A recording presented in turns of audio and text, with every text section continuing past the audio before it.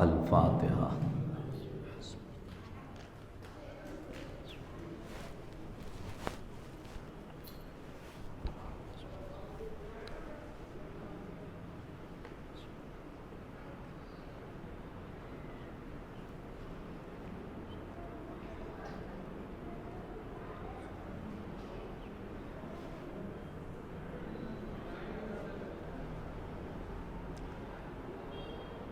لا حول ولا قوة الا باللہ العلی العظیم۔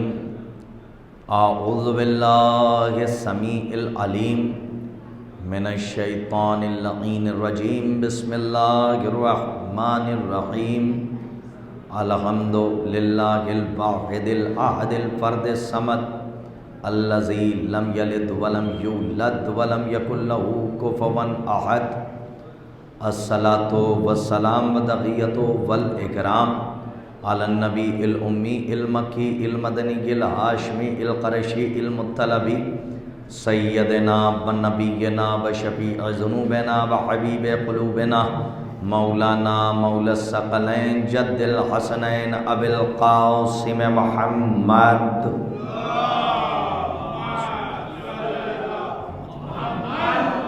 وعلى اہل بیتہ الطیبین الطاہرین المعصومین المظلومین المنتجبین المنتخبین ولعنۃ اللہ علی اعدائہم ومنکری فضائلہم ومنکری مصائبہم ومنکری جلالتہم ومنکری شجاعتہم ومنکری سخاوتہم ومنکری زیارتہم ومنکری سیادتہم ومنکری ولایتہم وغاصبی حقوقہم ومنکری عطشہم اجمعین من یومنا ھذا الی قیام یوم الدین۔ اما بعد، بسم اللہ الرحمن الرحیم۔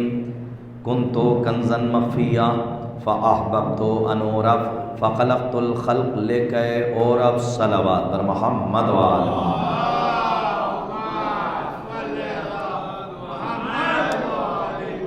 بتوفیق الہی بتائید محمد وآل محمد علیہ الصلاۃ والسلام، مناقب آل اطہار علیہ الصلاۃ والسلام اور مصائب سرکار ابا عبداللہ الحسین علیہ الصلاۃ والسلام کا یہ طاہر و مطہر کارواں اپنی شان و شوکت کے ساتھ بڑی تیزی سے اپنی منزل مقصود کی طرف رواں دواں ہے، اور آج عشر مجالس کی یہ نویں مجلس ہے، اور الحمدللہ مسلسل اس عزاخانے میں آپ کی حاضری خود آپ کے لیے باعث شرف اور مجھ جیسے طالب علم کجبج بیان کے لیے باعث افتخار ہے۔ مسلسل گفتگو معرفت نورانیہ اور ولایت تکوینی کے حوالے سے ہو رہی ہے۔ ارشاد ہو رہا ہے حدیث قدسی میں، بسم اللہ الرحمن الرحیم، کنت کنزا مخفیا فاحببت ان اعرف فخلقت الخلق لکی اعرف، کہ میں ایک چھپا ہوا خزانہ تھا، میں نے چاہا کہ میں پہچانا جاؤں، فاحببت بس مجھے محبت ہوئی، میں نے چاہا کہ میں پہچانا جاؤں، فخلقت الخلق تو میں نے ایک خلق کو محل خلق میں داخل کیا۔ بہرحال یہ ترجمہ میں نے کر دیا ہے، اور اگر میری آواز باہر جا رہی ہے تو میں ان عزاداروں اور مومنین کی خدمت میں آخر وقت میں کم از کم مجھے اتنا حق تو ہے ہی کہ آج نبی مجلس ہے، تو باہر اگر میری آواز جا رہی ہے تو اگر لوگ فارغ ہو چکے ہیں تو سمندر کے باہر نہ کھڑے رہیں بلکہ سمندر کے اندر آ جائیں تو زیادہ بہتر ہے۔ صلوات پڑھیے محمد وآل محمد پر بآواز بلند۔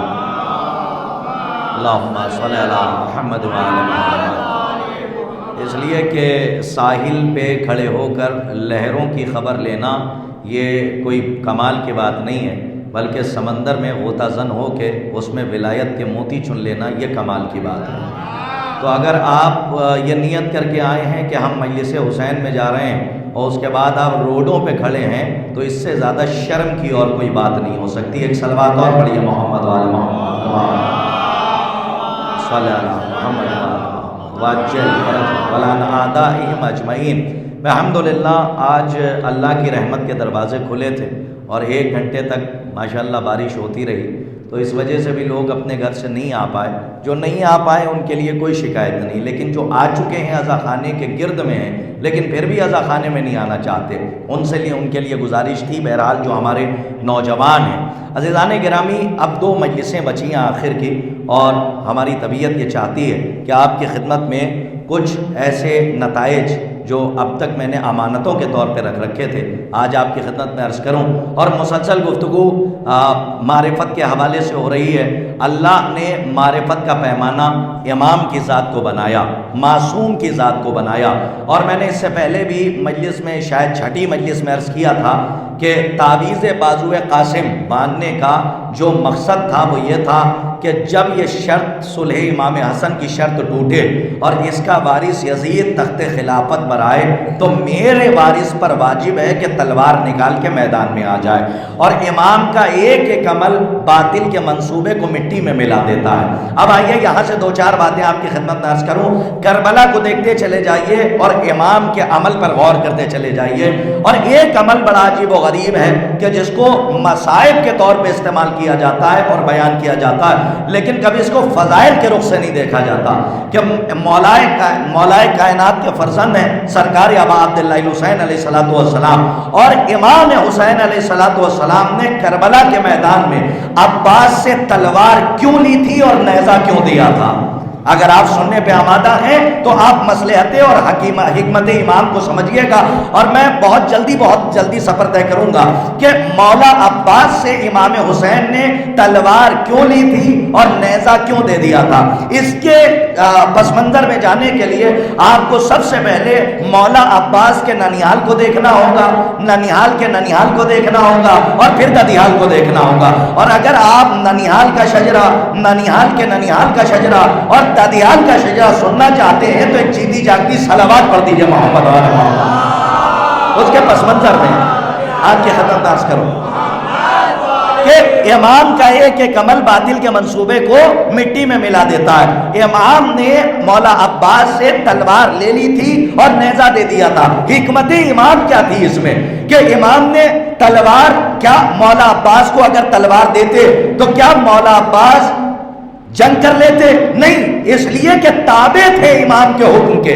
اگر تلوار بھی عباس کے ہاتھوں میں ہوتی تو حسین کہہ چکے تھے کہ تمہیں جنگ کی اجازت نہیں ہے، تو عباس جنگ نہیں کرتے. لیکن حکمت امام کیا تھی کہ تلوار نہیں دی بلکہ نیزہ دے کے بھیجا. توجہ فرمائیے. آئیے سب سے پہلے دیکھیں کہ مولا عباس کا ننیال کیا. اور اگر یہ بات آپ کی خدمت میں عرض ہو گئی اور میں پہنچانے میں کامیاب ہو گیا تو آج کی مجلس کا ایک بہت بڑا تحفہ ہوگا.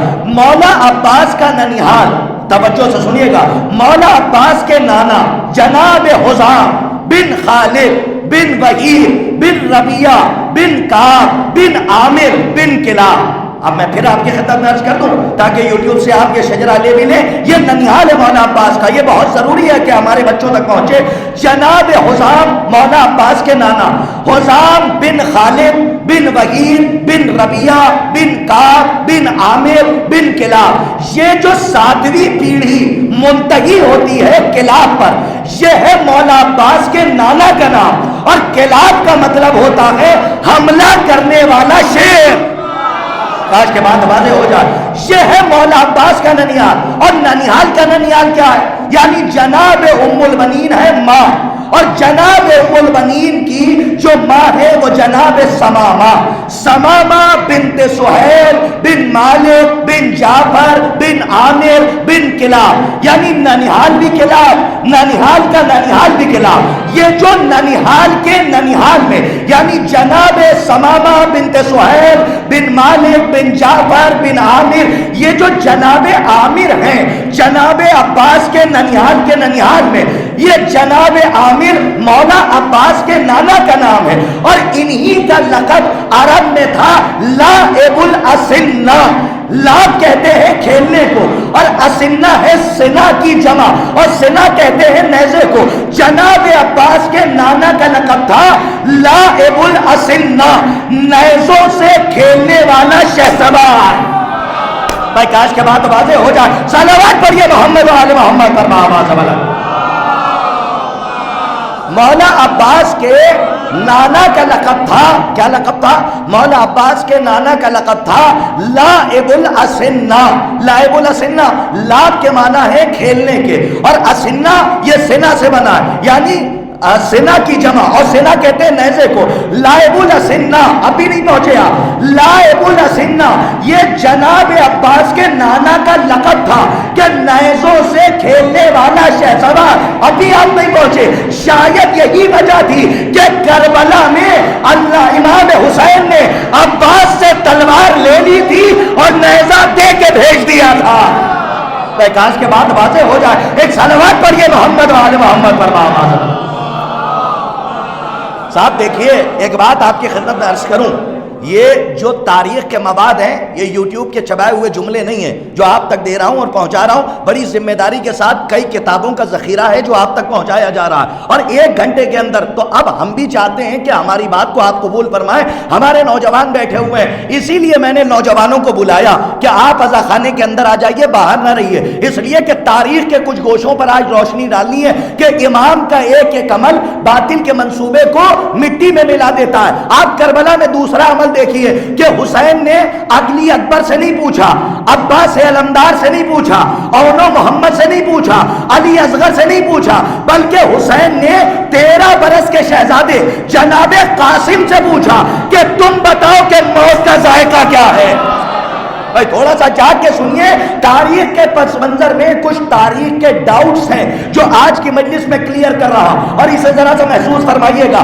جناب مولا حسین نے جناب قاسم سے پوچھا کہ قاسم تم بتاؤ کہ موت تمہاری نظر میں کیسی ہے۔ بھائی ایک سوال ہے میرا آپ سے کہ علی اکبر سے کیوں نہیں پوچھا، عباس سے کیوں نہیں پوچھا، اونو محمد سے کیوں نہیں پوچھا، علی اصغر سے کیوں نہیں پوچھا؟ بھائی ہم اور آپ مصائب میں سنتے، کبھی فضائل میں نہیں سنتے، لیکن کربلا کو کبھی فضائل کی نظر سے دیکھیے تو بڑے بڑے مسائل کا حل مل جائے گا۔ امام حسین نے علی اکبر سے نہیں پوچھا کہ تم بتاؤ کہ تمہاری نظر میں موت کیا ہے، قاسم سے پوچھا، نہ عباس سے پوچھا، نہ اونو محمد سے پوچھا، بلکہ حسن کے بیٹے جناب قاسم سے پوچھا کہ تم بتاؤ کہ موت کا ذائقہ کیا ہے۔ اچھا ایک بات بتائیے، کیا آپ کا اور ہمارا عقیدہ نہیں ہے کہ جو ذائقہ قاسم نے بتایا وہی اکبر بتاتے؟ میں تھوڑا سا جاگ کے سنیے، جو ذائقہ قاسم نے بتایا وہی علی اکبر بتاتے، وہی اونو محمد بتاتے، وہی انگوٹھا چوستا بچہ بھی یہاں شیر ہوتا ہے، یعنی 6 مہینے کے بچے علی اصغر سے پوچھتے باب الحوائج سے تو وہ بھی وہی ذائقہ بتاتے جو جناب قاسم نے بتایا۔ لیکن حکمت امام کیا تھی کہ امام نے کسی سے نہیں پوچھا بلکہ جناب قاسم سے پوچھا کہ تم بتاؤ کہ تمہاری نظر میں موت کیا ہے۔ پتہ ہے کیوں پوچھا؟ ذرا تاریخ پڑھیے تو سمجھ میں آئے کہ کیوں پوچھا قاسم سے۔ کیونکہ بنو امیہ کے دسترخوان کی نچلی ہڈیاں چچوڑ کے پلنے والے یہ بھرتی مورخ، یہ بکے ہوئے قلم، یہ درباری مولوی کہ جنہوں نے اپنا علم دولت کے میزان پہ تول دیا تھا، انہوں نے صلح حسن کے بعد تاریخ میں یہ لکھا کہ حسن ڈر گئے تھے، حسن کو قلم چلانا آتا تھا۔ بھائی تھوڑا سا جاگ کے سنیے کچھ کہہ رہا ہوں، حسن ڈر گئے تھے، حسن کو قلم چلانا آتا تھا، تلوار چلانی نہیں آتی تھی۔ اب بھی اگر نہ پہنچا پایا تو میرا اپنا مقدر، اگر بات پہنچ جائے تو بولیے گا۔ تاریخ میں لوگوں نے لکھ دیا تھا حسن کو قلم چلانا آتا تھا، تلوار چلانی نہیں آتی تھی، حسن ڈر گئے تھے، حسن ڈر گئے تھے۔ اسی لیے کربلا میں حسن کے بیٹے قاسم سے پوچھا کہ تم بتاؤ کہ تمہاری نظر میں موت کیسی ہے۔ جب تم یہ بتا دو گے کہ موت ہماری نظر میں شہد سے زیادہ میٹھی ہے تو بھرتی مورخوں کے چہروں پہ تماچا پڑ جائے گا، نہ باپ ڈرپوک تھا نہ بیٹا ڈرپوک ہے۔ مولا آپ کو آباد رکھے، صلوات پڑھیے محمد و آل محمد، محمد و آل محمد۔ ایک صلوات اس سے بہتر ارشاد فرمائیے آپ۔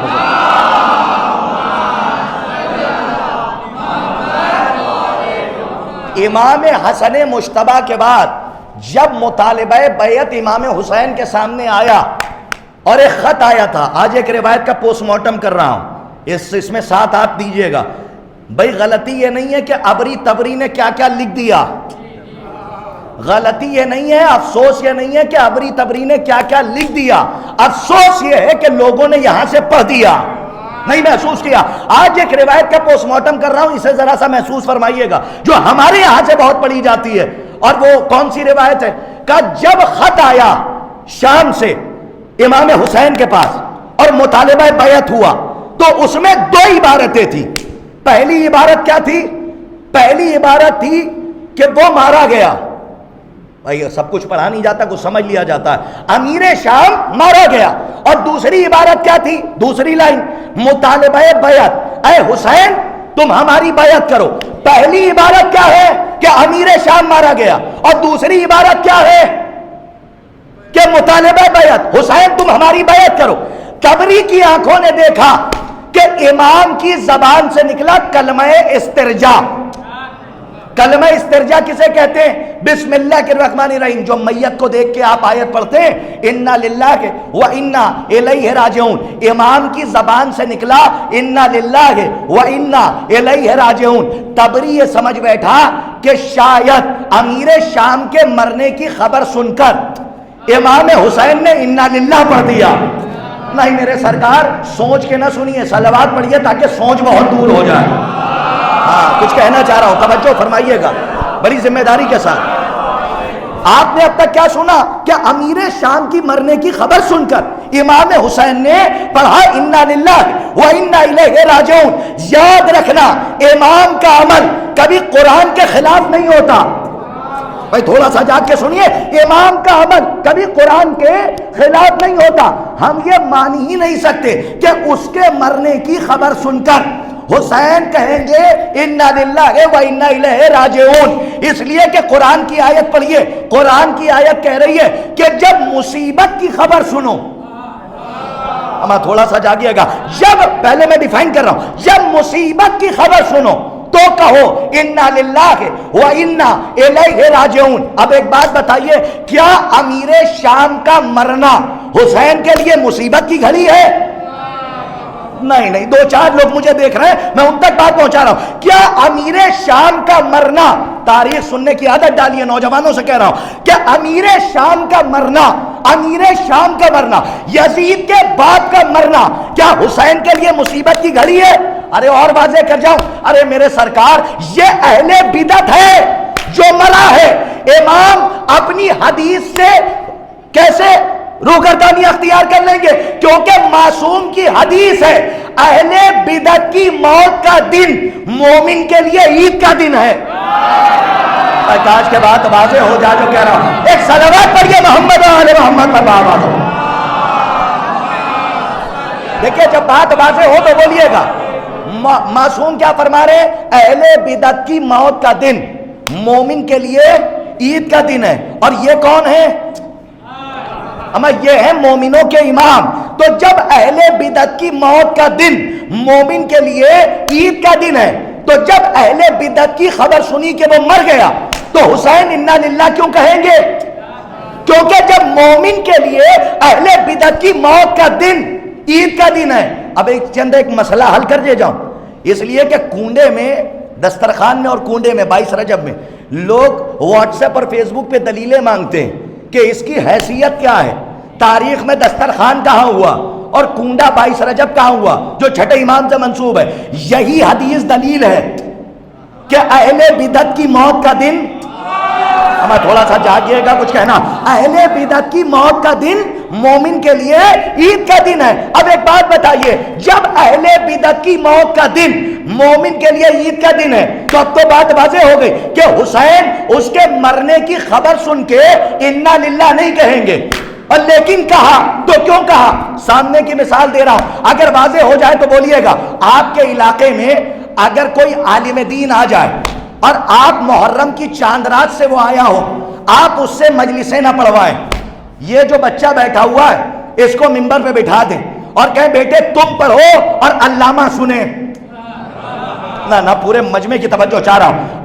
آپ کے علاقے میں کوئی عالم آ جائے، آپ اس سے مجلس نہ پڑھوائیے، وہ اپنے علم کی تکیہ لگا کے سوتا رہے اور مجلس میں آتا رہے۔ آپ اس بچے سے کہیے بیٹے تم پڑھو اور علامہ سنیں گے۔ ایک دن آپ لے کے چلے آئے، علامہ نے کہا کہاں جا رہے صاحب؟ کہا مجلس چلیے، پڑھوا نہیں رہے، لے کے آئے۔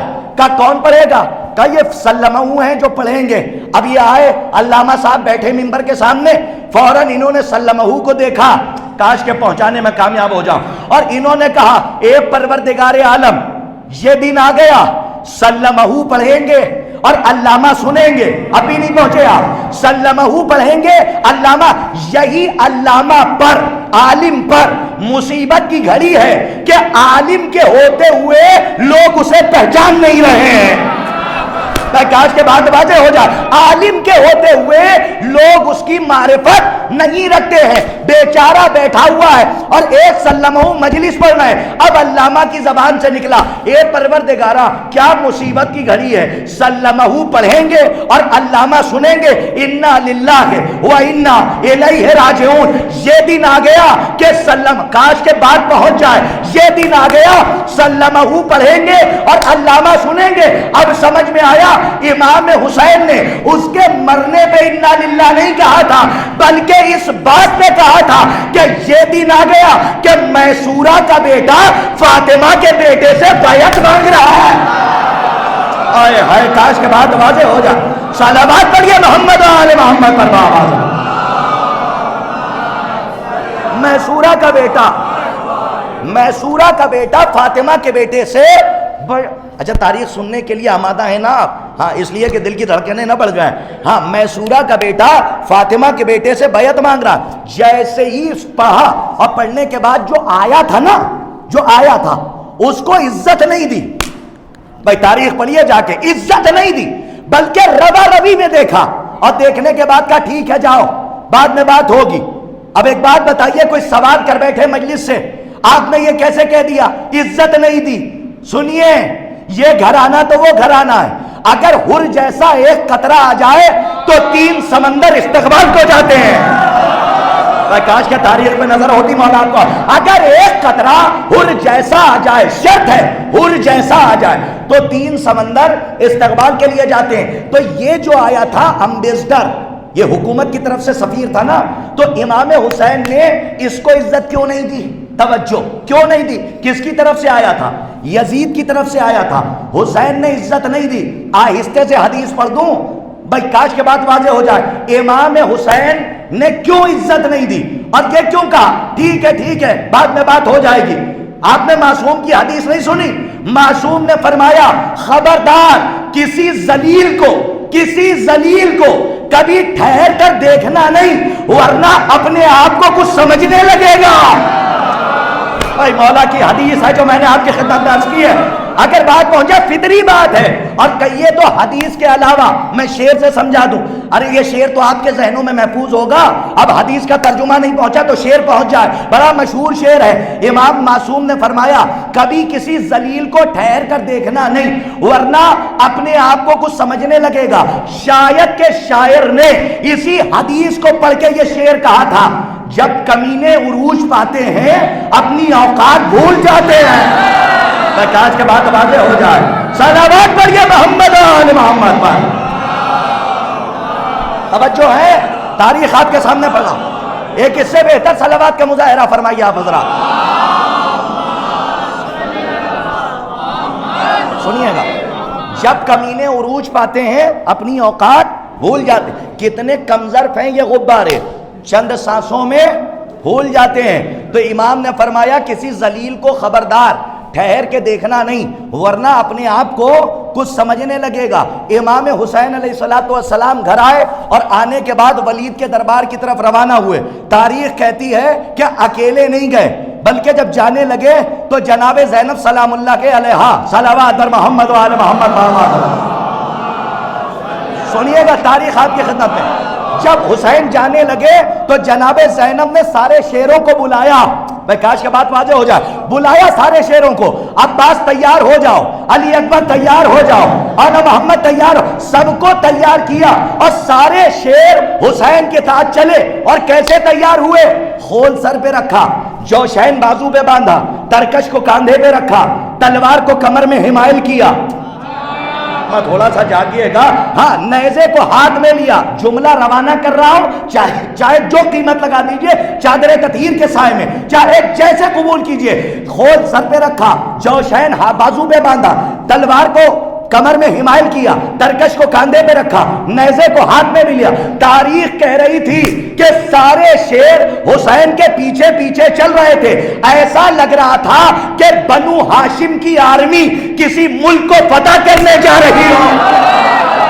آج کا جملہ واضح ہو جاتا. ایسا لگ رہا تھا بنو ہاشم کی آرمی کسی ملک کو فتح کرنے جا رہی ہو. حسین جب پہنچے, سارے شیروں کو باہر بٹھایا. حسین ولید کے دربار میں گئے.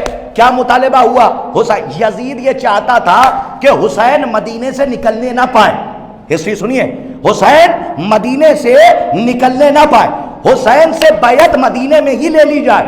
جیسے ہی ولید کے دربار میں گئے تو کیا مطالبہ ہوا؟ مطالبہ یہ ہوا کہ بیعت کرو یا سر دو. بیعت کا مطالبہ تھا حسین سے, لیکن کیا حکمت امام ہے, امام کا ایک ایک عمل باطل کے منصوبے کو مٹی میں ملا دیتا ہے. ولید کہہ رہا تھا حسین تم بیعت کرو. حسین نے جو جواب دیا, پلٹ دیا, پورا تختہ ہی پلٹ دیا. حسین نے کہا مثلی لا یبایعو مثلا, مجھ جیسا. بھائی کاش کے بات واضح ہو جائے جو کہہ رہا ہوں, مجھ جیسا تجھ جیسے کی بیعت نہیں کر سکتا. ولید کہہ رہا تھا کہ بیعت آپ کیجئے, تو حسین کو کہنا چاہیے تھا کہ میں تیری بیعت نہیں کروں گا, لیکن حسین نے کہا مجھ جیسا, مثلی لا یبایعو مثلا, کہ مجھ جیسا تجھ جیسے کی بیعت نہیں کر سکتا. اب بھی نہیں پہنچے, اس جیسے نے بہت سے چہروں سے پردہ اٹھا دیا. نہ اس جیسے نے بہت سے چہروں سے پردہ اٹھا دیا. اب ڈھونڈو کہ کون حسین جیسا, محمد حسین جیسے. اب محمد نے جس کی مخالفت کی وہ یزید جیسا. میں تھوڑا سا جاگیے گا, اس لفظ کی وضاحت ذرا آپ کی خدمت میں کر رہا ہوں. علی حسین جیسے. اب علی نے جس کی بیعت سے انکار کیا وہ یزید جیسا. حسن حسین جیسے.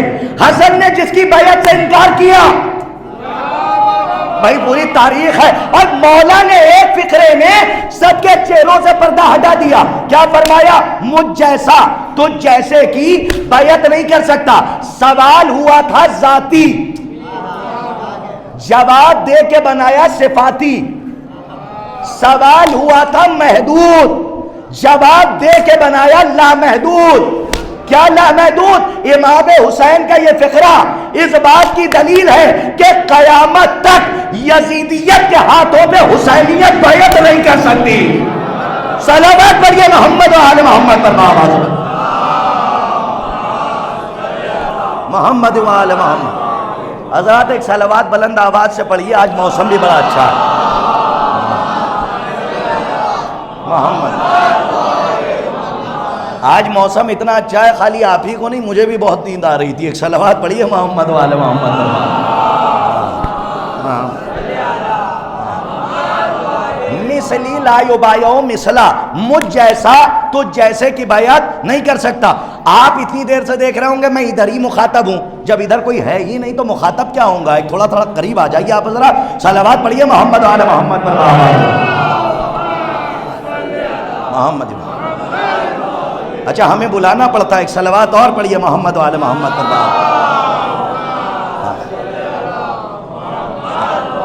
ہمارا مطالبہ بزرگوں سے نہیں ہوتا, وہ تو ماشاءاللہ بیٹھتے ہیں, بزرگوں سے دعائیں مل جائیں وہی بہت ہے. ہم نوجوانوں کے زمانے کے خطیب ہیں, اور اگر نوجوانوں سے حق نہیں مانگیں گے تو کس سے مانگیں گے؟ اور حق ہے تو مانگنا پڑے گا, کیونکہ حق مانگنا میری شہزادی نے سکھایا ہے. آج کے بعد واضح ہو جائے, صلوات پڑھیے محمد و آل محمد پر. اب تھوڑا سا جاگ کے سنیے گا جہاں لے جا رہا ہوں. عزیزان گرامی, امام حسین علیہ السلام مدینے سے نکلے, اور سنیے رات کی تاریکی میں نہیں گئے, اندھیرے میں نہیں گئے, بلکہ کب گئے؟ دن کے اجالے میں نکلے. کب نکلے؟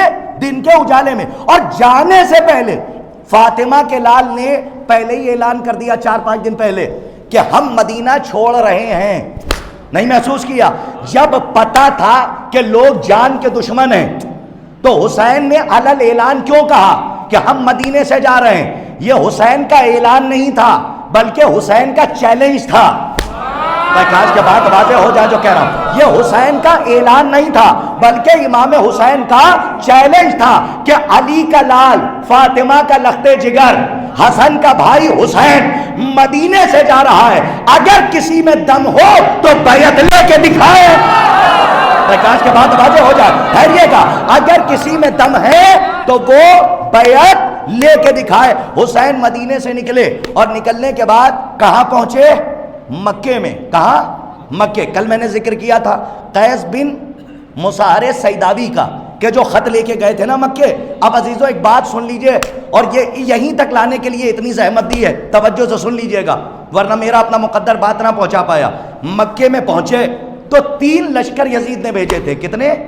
وہ تو آپ کے سنا ہوا ہوگا ہے نا، تو میں کہیں اور آگے سے لے جاؤں آپ کو، تو وہ تاریخ ہے، وہ تو پلٹی نہیں جا سکتی۔ 3 لشکر بھیجے تھے، یہ پالیٹکس تھی یزید کی سیاست، کہ ایک لشکر حسین کو قتل کرے گا، دوسرا لشکر دوسرے لشکر کو قتل کرے گا، جو تیسرا ہے وہ شور مچاتا ہوا بھاگے گا جب خون بہہ جائے گا۔ یہ سیاست تھی یزید کی اور نجس سیاست۔ 3 لشکر اسی لیے بھیجے، پہلا حسین کو مارے گا اور دوسرا لشکر دوسرے والے کو مارے گا، جو تیسرا بچے گا وہ شور مچاتا ہوا بھاگے گا کہ مکہ اب امن کی جگہ نہیں رہا، اب حج کی تعطیل ہو گئی، اب کوئی حج پہ نہ آئے۔ نہیں پہنچے آپ؟ ارے یہ یزید کی سیاست تھی کہ یزید اتنے دن کی محنتوں کو اس دین کی چٹائی کو لپیٹنا چاہ رہا تھا۔ اچھا کتنا حرام کھلایا ہوگا یزید نے؟ بھائی تھوڑا سا جاگیے گا، توجہ ہے بھائی، یوں ہی تو کوئی حسین کے مقابلے پہ نہیں آئے گا۔ حسین نے جب احرام میں خنجر دیکھے تو حسین نے جب احرام میں خنجر دیکھے، امامت کی نظر تھی نا، تو حسین نے حج کو عمرے سے بدلا۔ لیکن آج ایک تاریخ کا اور خلاصہ اور اشارہ کرتا ہوں، جو ہسٹری پڑھنے والے لوگ ہیں کم از کم وہ میرا ساتھ دیں، ورنہ میری اپنی قسمت جو بات نہ پہنچا پایا۔ پہلی بات تو یہ کہ اکثر مجلسوں میں پڑھا جاتا ہے کہ امام حسین نے حرمت کعبہ کو بچایا۔ اچھا ایک بات بتائیے، اگر حسین کا خون مکے کی زمین پہ بہہ جاتا تو کیا مکے کی زمین حسین کے خون کی وجہ سے خاک شفا نہ کہلاتی؟ نہ تھوڑا سا جاگو، تھوڑا سا جاگ کے سننا کچھ کہہ رہا ہوں۔ اگر امام حسین کا خون مکے کی زمین پہ گر جاتا، لیکن امام حسین نے اس امن کو بچایا، بھائی توجہ ہے، جو باقی تھا اسے بچایا۔ اچھا سرکار ختمی مرتبت کے اقوال بھی سامنے تھے امام کے، تو حج کو عمرے سے بدلا، لیکن حرمت کعبہ کا کیا مطلب ہے؟ کاش کے بات واضح ہو جائے۔ حرمت کعبہ، کعبے کی حرمت بچائی، اس کا کیا مطلب؟ اللہ کا گھر ہے، کس کا گھر؟ اللہ کا۔ اس وقت مکے میں اللہ کے گھر کا وارث ہے اکیلا حسین۔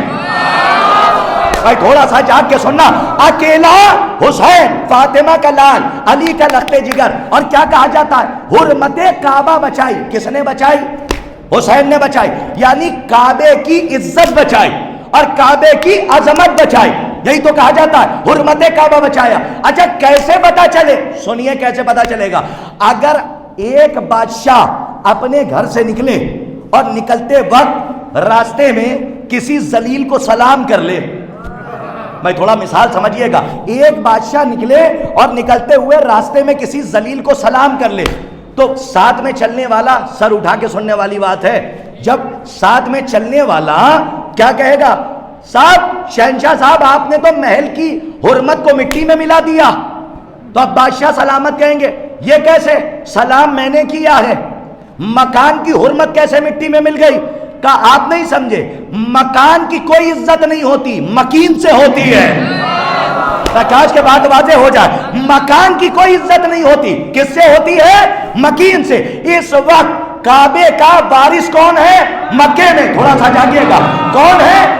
آدم کی عصمت کا وارث حسین، نوح کی نبوت کا وارث حسین، ابراہیم کی خلت کا وارث حسین، موسیٰ کی ہیبت کا وارث حسین، یعنی انبیاء کی عصمتوں کے وارث مکے میں حسین، خانہ کعبہ کے وارث امام حسین۔ اب سمجھے آپ، تاریخ پڑھیے، تاریخ میں موجود ہے کہ جس وقت مکے میں حسین پہنچے اس وقت پتہ ہے حج کا گورنر کون تھا؟ تھوڑا سا جاگیے، کون تھا؟ حج کا گورنر کون تھا؟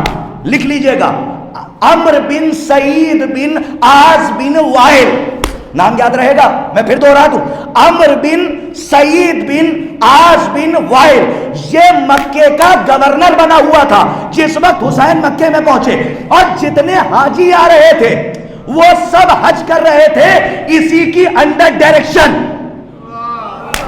काश के बाद वाजा, इसी के अंडर डायरेक्शन जितने हाजी आ रहे थे सब हज करके जा रहे थे। कोई हाजी आए वो यजीद के बनाए हुए गवर्नर के अंडर डायरेक्शन हज कर रहा था। अब समझ में आया कि अली के बेटे ने हज को उम्रे से क्यों बदल दिया। मैं थोड़ा सा जाकर कुछ कहना चाह रहा हूं, तवज्जो के साथ सुनिएगा वरना अफसोस होगा। यहां से लेकर शहर अदब लखनऊ तक अगर मेरी बात आप तक ना पहुंची, तारीख कह रही है उस वक्त गवर्नर हज का कौन था, अम्र बिन सईद बिन आज बिन वाइल, यजीद का बनाया हुआ। जितने हाजी आ रहे थे सब हज कर रहे थे अंडर डायरेक्शन किसके, यजीद के बनाए हुए गवर्नर के। अब समझे आप कि हुसैन ने हज को उम्रे से क्यों बदला और हज क्यों नहीं किया, इसीलिए नहीं किया ताकि आने वाला मुअर्रिख ये ना लिख दे कि अली के बेटे हुसैन ने यजीद के, तवज्जो से सुनिए, यजीद के बनाए हुए गवर्नर के अंडर डायरेक्शन हुसैन ने भी हज कर लिया। इमाम हुसैन ने हज को उम्रे से बदला और सारी झूठी रवायतों को मिट्टी में मिला दिया और बता दिया कि याद रखना इमाम होता ही वो है जो ना किसी के अंडर डायरेक्शन हज करता है ना किसी रजी अल्लाह के पीछे नमाज पढ़ता है। काश के बाद पहुंच जाए। आप तारीख सुनिए जो कह रहा हूं।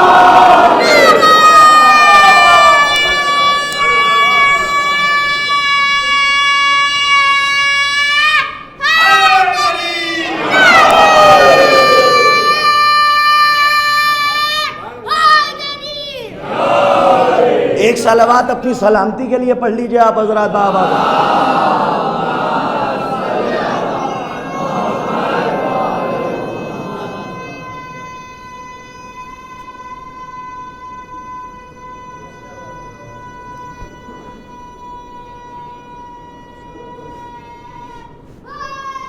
या आलिम भैया, जाते जाते आज की मजलिस का आखिरी तोहफा लेते जाइए और कल की आखिरी है बहरहाल, उसके बाद तो मसाइब मुझे 20 तारीख को पढ़ने हैं। लेकिन अब चूँकि कहाँ तक मैं इंतज़ार करूं और इंतज़ार करते करते नवी मजलिस, डॉक्टर साहब सुनिए जहाँ तक ले जा रहा हूँ इससे ज़रा सा कबूल फरमाइएगा। और बड़ी अजीब बात आपकी खिदमत में अर्ज़ कर रहा हूँ, इमाम हुसैन अलैहिस्सलातु वस्सलाम ने हज को उम्रे से बदला। एक बात कहूँ आपकी खिदमत में, हुसैन ने, इमाम हुसैन ने यजीद को करबला पहुंचने से पहले ही नेशनल लेवल पे नहीं इंटरनेशनल लेवल पे हरा दिया था। ना ना ऐसे तो नहीं, सलावत पढ़िए तो मैं आगे बढ़ूं। बाबा जबरन सलावत नहीं सुनिए, हाँ सुनने के लिए आमादा है, इजाजत है आपकी खिदमत में अर्ज करूं। इमाम हुसैन ने करबला पहुंचने से पहले यजीद को नेशनल लेवल पे नहीं, ये कोई हाँ लफ्ज़ों का चाल, खिताबत की चाल वाला जुमला नहीं है, यह तारीख का जुमला है जो आपके हवाले कर रहा हूँ। इमाम हुसैन ने करबला पहुंचने से पहले यजीद को, मैसूरा के बेटे को, कितना बड़ा तंज है, मैसूरा के बेटे को फातिमा के लाल ने करबला पहुंचने से पहले इंटरनेशनल लेवल पे हरा दिया था। और यही पढ़ के मैं मसाइब की तरफ चला जाऊंगा। अब आपकी जिम्मेदारी है, संभालिएगा, बाकी बात आगे बढ़ जाएगी कल इंशाअल्लाह। अजीजान गिरामी, करबला में फिर क्या किया? जब करबला से पहले ही हरा दिया था तो करबला में क्या किया? आपने नहीं महसूस किया? हुसैन ने यजीद को करबला से पहले इंटरनेशनल लेवल पे हरा दिया था। करबला में हराया नहीं है, रिजल्ट दिया है। आकाश के बाद वाज़ेह हो जाए जो कह रहा हूं ना, थोड़ा सा जाग के सुनिए जो कहना चाह रहा हूं। अज़ीज़ाने गिरामी, करबला में हराया नहीं है बल्कि क्या किया? रिजल्ट दिया है कि हक कहां है और बातिल कहां है। हरा दिया था करबला पहुंचने से पहले। और मैं बताऊं कहां हराया? बच्चों को याद होगा, मसाइब में सुनते हो, फजाइल में सुन लेना। जिस वक्त हुर के लश्कर ने इमाम हुसैन के लश्कर को घेरा तो उस वक्त 3 शख्सियतें वहां से गुजर रही थी। कौन कौन सी 3 शख्सियतें? एक वहब कलवी, وہب کلبی کی زوجہ تازی شادی ہوئی تھی، بالکل کچھ ہی دن ہوئے تھے. ان کی اہلیہ، ان کی زوجہ کا نام تھا جناب ہانیہ، اور جناب وہب کلبی کی ماں، یہ تین شخصیتیں جا رہی تھیں. جب جناب وہب کلبی کی مادر گرامی نے دیکھا کہ ایک لشکر ہے جو دوسرے لشکر کو حصار میں لیے ہوئے ہے، گھیرے ہوئے ہے، تو ایک مرتبہ وہب کلبی سے کہا ذرا جا کے پوچھو تو کہ یہ کون لوگ ہیں. بھائی تھکے تو نہیں ہیں؟ بس آخری بات ہے، جا کے پوچھو تو یہ کون لوگ ہیں. وہب کلبی گئے اور جانے کے بعد وہب کلبی نے کہا سنو بھائی، کمنٹ سنیے اور طنز سنیے. مجھے تو بڑا لطف آیا تاریخ پڑھ کے، اب آپ کو پتہ نہیں سن کے کتنا لطف آیا، آپ کے حوالے کر رہا ہوں. وہب کلبی گئے اور بلایا ایک کو ہر کے لشکر کی طرف سے، کہا ادھر آؤ. وہ آیا، کہا کہ کسے قید کر کے لے جا رہے ہو اور کسے گھیر رکھا ہے؟ نعوذ باللہ ثم معاذ اللہ، نقل کفر نہ باشد.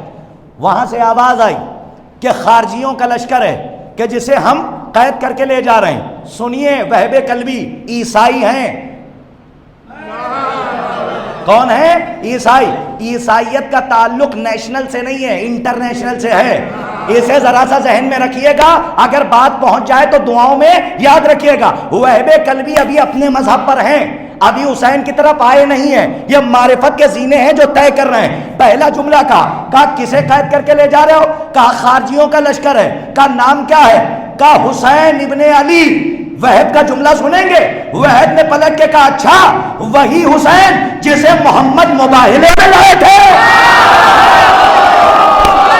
تھوڑا سا جا کے کچھ کہنا چاہتا، جا کے سنیے گا جہاں لے جا رہا ہوں بہت توجہ کے ساتھ. عزیزان کرام، چاہے جیسے سنیے، آخری منزلیں ہیں، آپ کے حوالے کر رہا ہوں. ذرا وہب کلبی کے کمنٹس تو دیکھیے. وہب کلبی نے جو طنز کیا، کہا کون حسین؟ وہی حسین کہ جسے محمد مباہلے میں لائے تھے. اچھا وہی محمد کہ جس کے لیے مسلمان ہل ہل کے آیتیں پڑھتا ہے. کہا کون سی آیت؟ کہا مباہلے میں جو آئی تھی ابنانا و ابناکم، کہ تم اپنے بیٹوں کو لاؤ. بھائی جملہ سن لیجئے، بیٹھے رہیے کھڑے ہو جائیے، آپ کی مرضی، جملہ روانہ کر رہا ہوں. وہب کلبی نے کہا اچھا وہی محمد کہ جو مباہلے میں آئے تھے، جن کے لیے آیت قرآن میں ہے ابنانا و ابناکم، کہ تم اپنے بیٹوں کو لاؤ، ہم اپنے بیٹوں کو لائیں. اچھا یہ تو بتاؤ، وہب کا جملہ سنیے. وہب نے کہا یہ تو بتاؤ کہ تم کو قید کرنے کے لیے بھیجا کس نے ہے؟ ایک اس میں سے بولا خلیفۃ المسلمین نے. کہا کون خلیفہ؟ کہا یزید. وہب کلبی نے پلٹ کے کہا عجیب سا چہرہ بنا کے اچھا وہی یزید جو میسورہ کا بیٹا ہے. تھوڑا سا بات واضح ہو جائے تو سنیے. صلوات پڑھیے محمد و آل محمد. صاحب ابھی بات مکمل ہی کہاں ہوئی، جہاں لے جا رہا ہوں میرے ساتھ رہیے گا. وہب کلبی نے پہلے کیا جملہ کہا اچھا وہی حسین کہ جسے محمد مباہلے میں لائے تھے. ارے مجلس تو اب تمام ہوگی اور آپ معراج پہ جائیں گے اگر یہ جملہ پہنچ گیا جس کے لیے تمہید کا خیمہ باندھا ہے. رزلٹ اب دے رہا ہوں اور سیاق و سباق سمیت کے لب لباب، نتیجہ، رزلٹ، نقطہ، اور مجلس تمام، التفات کربلا کی طرف مجلس تمام ہو رہی ہے. آخری جملہ بس قوت و توانائی کے ساتھ سن لیجیے گا اور پوری طاقت کے ساتھ پہنچا رہا ہوں. وہب کلبی کا جملہ. وہب نے کہا اچھا وہی یزید جو میسورہ کا بیٹا ہے. میں کاج کا جملہ پہلے کیا کہا تھا؟ وہی حسین جیسے محمد، تھکے تو نہیں، آخری جملہ جیسے حسین مباہلے میں، چاہے جیسے سن لیجئے. رمضان صاحب سنیے جملہ وہب کلبی کا، اور انٹرنیشنل لیول کی ہار اسی جملے میں پوشیدہ ہے جو وہب کلبی نے کہا. ایک مرتبہ کہا اچھا وہی حسین جو فاطمہ کا بیٹا ہے، اچھا وہ یزید جو میسورہ کا بیٹا ہے. جاتے جاتے وہب نے جملہ کہا کیا تمہارا دماغ خراب ہو گیا؟ تم پاگل ہو گئے ہو کیا؟ تم نے یہ گمان کر لیا ہے کہ شراب کے ہاتھوں پہ کوثر بیعت کر لے گا؟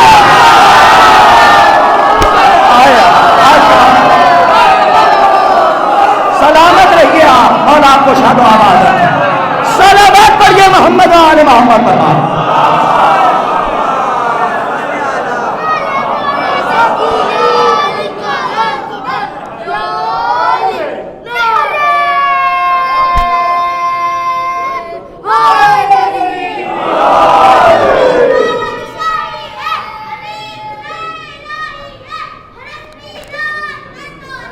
علی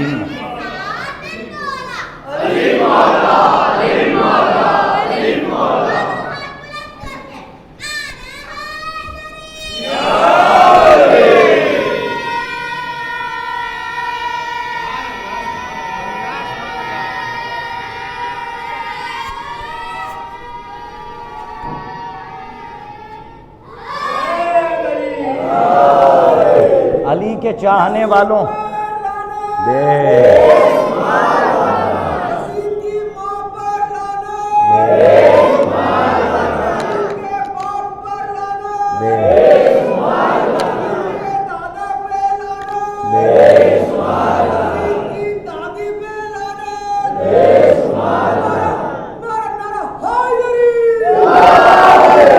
انشاءاللہ کل آئیے، کل میں آپ کو بتاتا ہوں باپ کے باپ کے باپ کے لیے کیا کہا ہے۔ ہاں، اور آپ کو میں آپ کی خدمت میں عرض کروں گا، کیونکہ بات آگے بڑھ جائے گی، یہیں پہ روک رہا ہوں۔ انٹرنیشنل لیول پہ ہرایا، اور پہلے ہی ہرا دیا تھا نیشنل لیول پہ۔ جب ہور نماز کا وقت آیا تھا امام حسین کو قید کرنے کے لیے، لیکن جب نماز کا وقت آیا اور امام حسین علیہ السلام نے کہا اے ہور تو اپنے لشکر کے ساتھ نماز پڑھ لے اور ہم یہاں پہ پڑھ لیں، تو ہور نے پلٹ کے کہا کہ آپ کے ہوتے ہوئے کوئی اور کیسے امامت کر سکتا ہے؟ صاحب یہ تاریخ کا جملہ ہے اور بہت بڑا جملہ تھا، میں نے آپ کا۔ ہاں، ہور آیا کس لیے تھا؟ قید کرنے کے لیے، لیکن تاریخ کہہ رہی ہے ہور نے امام حسین کے پیچھے نماز پڑھی، اور جب نماز پڑھی تو تاریخ کی آنکھوں نے دیکھ کے کہا کہ یزید ہار گیا، حسین جیت گئے۔ جیسے ہی امام حسین نے ہور کے لشکر کو سیراب کیا، پھر کائنات کے ساتوں سمندر کے قطرے چیخ چیخ کے کہنے لگے یزید ہار گیا، حسین جیت گئے۔ یہ تھی نیشنل لیول کی ہار۔ جب وہب قلبی نے ایسا جواب دیا، کیا تمہارا دماغ خراب ہو گیا ہے؟ کیا شراب کے ہاتھوں پہ کوثر بیعت کر لے گا؟ کیا تم نے یہ سوچ لیا ہے کہ فاطمہ کا لال میسورہ کے ہاتھوں پہ بیعت کر لے گا؟ عیسائی ہیں لیکن یقین کتنا ہے؟ توجہ ہے؟ صلوات پڑھیے نا محمد وعلی محمد پر بآواز بلند۔ ابھی اپنے مذہب پر ہے۔ یہی وجہ تھی کہ جب امام حسین علیہ السلام پہ وہب قلبی قربان ہوئے، اور جب وہب کا سر پلٹایا گیا تو وہب کی ماں نے اس سر کو یزید کے لشکر کی طرف پھینک کے کہا کہ جو ہم ایک بار صدقہ کر دیتے ہیں واپس نہیں لیتے۔ شاید یہی وجہ تھی، اور یہ سب معرفت کے زینے تھے۔ کربلا پہنچنے سے پہلے امام حسین نے یزید کو اس طرح سے ہرایا کہ پھر کوئی یزید کو نظریں اٹھا کے دیکھنے والا نہیں تھا۔ ہاں عزیزان گرامی، اس ذلیل کو کوئی دیکھنے والا نہیں تھا۔ علی کے چاہنے والوں کو کوئی ڈر ہی نہیں، کربلا کے بعد علی کے چاہنے والوں کو کوئی ڈر ہی نہیں، مگر یزید کے بچوں کو یہ خبر ہی نہیں۔ ہاں، علی کے چاہنے والوں کو کوئی ڈر ہی نہیں، مگر یزید کے بچوں کو یہ خبر ہی نہیں۔ حسینیت کو مٹائیں گے کس طرح ظالم کہ جب یزید کے لشکر میں کوئی نر ہی نہیں۔ ایک صلوات پڑھیے محمد وعلی محمد پر بآواز بلند حضرات۔ صلی اللہ۔ اور عزیزان گرامی، جاتے جاتے آپ سے صرف دست ادب جوڑ کے اپنے نوجوانوں سے گزارش کر رہا ہوں، کم سے کم 3 مجلسوں سے، میں آؤں دوبارہ نہ آؤں، زندہ ہوں تو نصیحت، مر جاؤں تو وصیت۔ ایک بات کو یاد رکھنا، سارے کام کو چھوڑ کے اگر کوشش ہو، اور اگر تم مصروف نہیں ہو، فارغ ہو اور آرام سے ٹہل رہے ہو روڈوں پر، تو روڈ پہ ٹہلنے سے بہتر ہے کہ جنت میں آ کے بیٹھ جاؤ۔ اپنے نوجوانوں سے جو روز آتے رہے، میں ان کی خدمت میں بھی عرض کروں گا کہ آپ کا آنا خود آپ کے لیے باعث اجر و ثواب تھا کہ آپ آ رہے ہیں، اور الحمدللہ ہمارے یہاں کسی کو زبردستی نہیں لایا جاتا۔ ادھر مجلس کی آواز جاتی ہے، اذان ہوتی ہے اور نمازی مسجد میں آ جاتا ہے۔ ہاں، ہم تمام نوجوانوں کی خدمت میں جاتے جاتے ہاتھوں کو جوڑ کے یہ کہیں گے کہ کچھ کرو نہ کرو، لیکن روزانہ کم سے کم 1 گھنٹہ وقت دو کتابوں کو، اور جب وقت کتابوں کو دو گے تو آگے والی آنے والی نسلوں کو بہت فائدہ ہو جائے گا۔ یہ کام آپ کیجئے، آنے والی نسلوں کو، یہ جو چھوٹے چھوٹے آپ سے چھوٹے بھائی بیٹھے ہوئے ہیں، ان کو بڑا فائدہ ہوگا۔ صرف لقلقہ زبانی سے کچھ نہیں ہوگا۔ جب ہندا والے سوال کریں تو حمزہ والے جواب تو دیں۔ ہاں، اور سنو، جاتے جاتے کہہ کر جا رہا ہوں کہ آپ ایک حدیث پڑھتے ہیں سرکار ختمی مرتبت کی، کہ نبی نے فرمایا انا مدینۃ العلم وعلی بابھا۔ آپ محمد کون ہے؟ علم کا شہر، اور علی کون ہے؟ دروازہ، علم کا شہر کا دروازہ۔ تو جب دروازے سے کوئی شہر میں آتا ہے تو کم سے کم طالب علم تو ہو۔ ہاں، دروازے سے جو شہر میں آ رہا ہے کم سے کم طالب علم ہونا چاہیے۔ عزیزان گرامی، آپ کی آمد کو شہزادی شرف قبولیت عطا فرمائے، اور ہماری ذاکری کو شہزادی شرف قبولیت عطا فرمائے۔ مسلسل اس بارش کو دیکھتے ہوئے بھی آپ تشریف لائے۔ یہ صرف آپ کرتاس کربلائی کو سننے نہیں آئے، یہ محبت امام حسین علیہ السلام ہے۔ کائنات میں کوئی ایسی محبت نہیں ہے کہ جہاں سرحدیں ہار گئی ہوں اور کربلا جیسی زمین کی طرح کوئی زمین جیت گئی ہو۔ موسم ہار چکے ہیں لیکن ذکر حسین جیت گیا ہے۔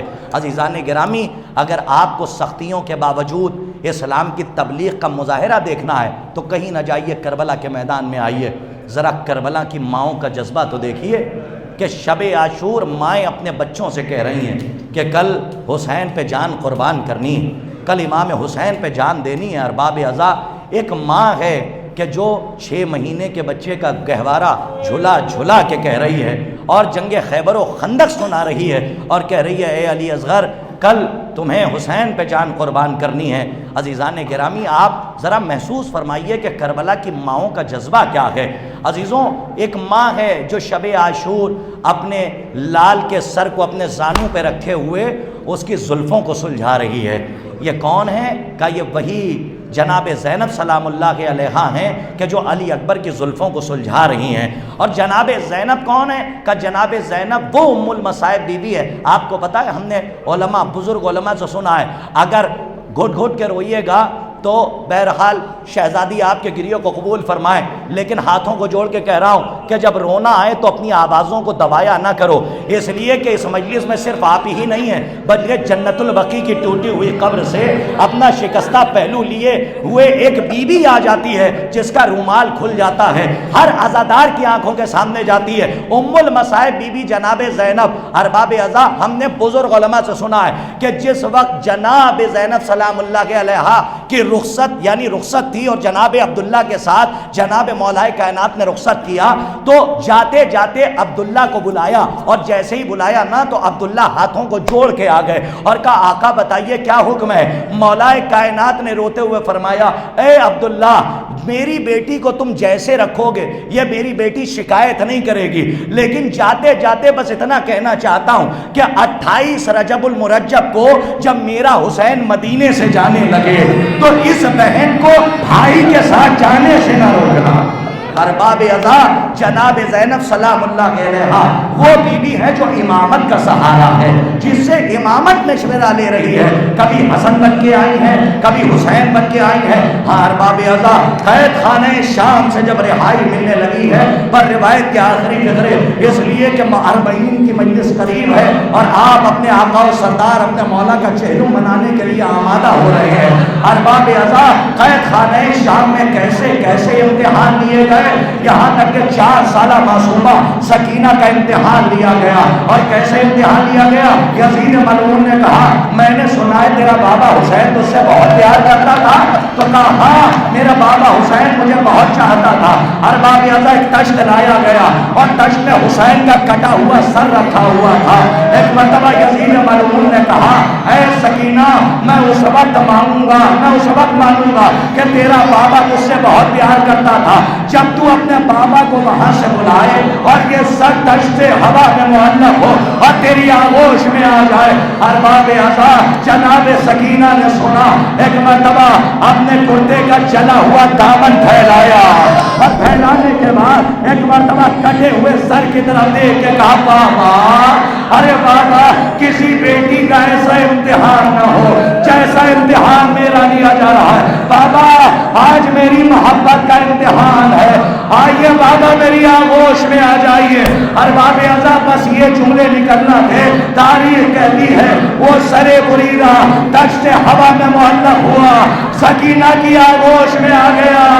اب جیسے ہی بابا کے سر کو سکینہ نے دیکھا، ارے رخسار پہ رخسار رکھیے، 4 سال کی بچی نے مسائل پڑے، بابا آگے جانے کے بعد ارے تماچے کھائے، آگے جانے کے بعد آپ نے جو گوشوارے پہنائے تھے شمر نے وہ گوشوارے چھین لیے۔ ارباب عزا، آپ کی آوازیں بلند ہیں، کوئی غم نہ ملے سوائے غم مظلوم کربلا۔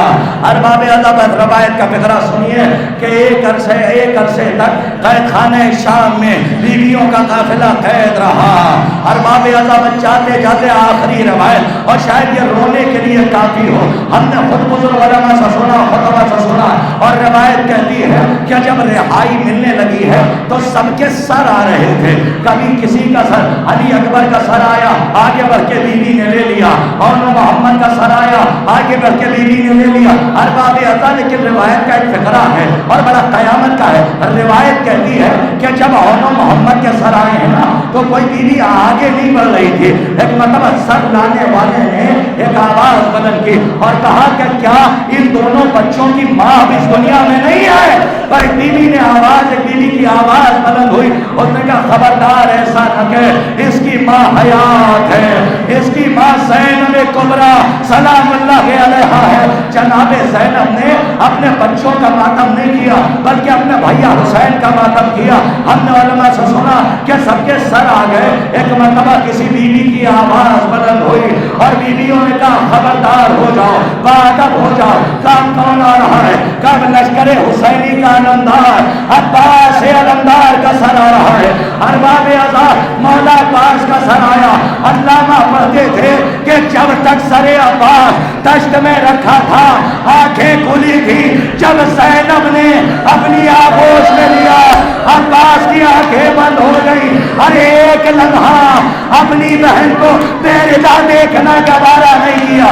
ارباب ازا، پر روایت کا آخری فقرہ مجلس سماع ہے، ہم نے علماء سے سنا ہے اور قیامت کے فقرے ہیں۔ جب تمام بیویوں نے کریا کر لیا تو ایک مرتبہ جناب سید سجاد آگے بڑھے اور بڑھنے کے بعد کہتے پھوپھی اماں لائیے اب میرے چچا کے سر کو میری آغوش میں لے دیجیے۔ بس جیسے ہی سید سجاد نے مولا عباس کے سر کو لیا، بیویاں سمجھ رہی تھی سجاد کریا کریں گے، سجاد ماتم کریں گے، سجاد مسائل پڑھیں گے، لیکن عجیب منظر دیکھا۔ آخری فقرہ عجیب منظر دیکھا۔ ارے سید سجاد نے عباس کا سر لیا، زندان کے گوشے میں گئے اور ایک چھوٹی سی قبر پر عباس کے سر کو رکھ کے کہا اے میری بہن سکینہ، ارے تیری مراد پوری ہوئی، ارے تیرا چچا آ گیا، تیرا چچا تجھ سے ملنے آیا۔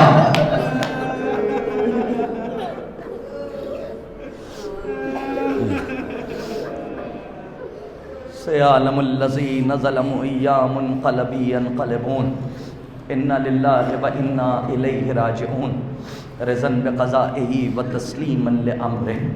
ماتم اسیران کربلا و سکینہ بنت الحسین سلام اللہ